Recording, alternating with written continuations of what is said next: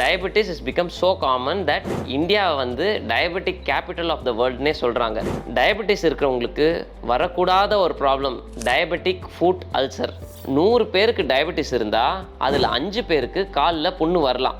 அதை நம்ம diabetic food ulcer அப்படின்னு சொல்கிறோம். இந்த டயபெட்டிக் ஃபுட் அல்சர் வர 100 பேரில் 10 பேருக்கு ஒரு விரலோ இல்லை அதுக்கு மேலேயோ ரிமூவ் பண்ணுற நிலைமை, தட் இஸ் ஆம்புடேஷன் பண்ணுற நிலைமை வரலாம். இந்த மாதிரி டயபெட்டிக் ஃபுட் அல்சர் வரவங்களுக்கு பெரிய ஒரு ஆக்சிடென்ட் ஆகி இல்லை பெருசாக ட்ராமா ஆகணும் அவசியம் கிடையாது. சின்னதாக ஒரு அடிபட்டிருக்கும், இல்லைன்னா ஒரு முள்ளு குத்திருக்கும், இல்லை அவங்க வெறும் காலில் வெயிலில் நடந்திருப்பாங்க, புதுசாக செருப்பு வாங்கி இல்லை ஷூ போட்டிருப்பாங்க, அதனால ஒரு புண்ணு வந்திருக்கும். இந்தமாரி சின்னதாக ஆரம்பிக்கிற புண்ணு பிகாஸ் ஆஃப் அன்கண்ட்ரோல்டு சுகர்ஸ் பெரிய டயபெட்டிக் ஃபுட் சிண்ட்ரோமில் போய் முடியுது. இந்த டயபெட்டிக் ஃபுட் சிண்ட்ரோமில் கான்சிக்வன்சஸ் நம்ம பார்க்குறது ஹெல்த் வைஸ் அவங்களுக்கு நிறைய ப்ராப்ளம்ஸ் வர்றது இஸ் வெரி ஆப்வியஸ்.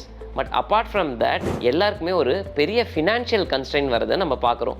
ஏன்னா ஒரு வாட்டி இந்த புண்ணு வந்தால் அது ஆறுறதுக்கு மினிமம் 6 months to 1 year ஆகுது. ஸோ இதனால ரிப்பீட்டட் ட்ரெஸ்ஸிங்ஸ் தேவைப்படும், அடிக்கடி ஹாஸ்பிட்டல் விசிட்ஸ் தேவைப்படும்.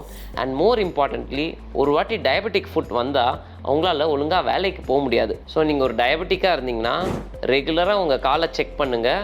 காலில் ஒரு புண்ணு வராமல் பார்த்துக்கிறது தான் புத்திசாலித்தனம். இன்கேஸ் ஏதாவது ஒரு புண்ணு வந்தால் உடனே உங்கள் டாக்டரை கன்சல்ட் பண்ணி இனிஷியல் ஸ்டேஜ்லேயே அதை சரி பண்ணிவிடுங்க.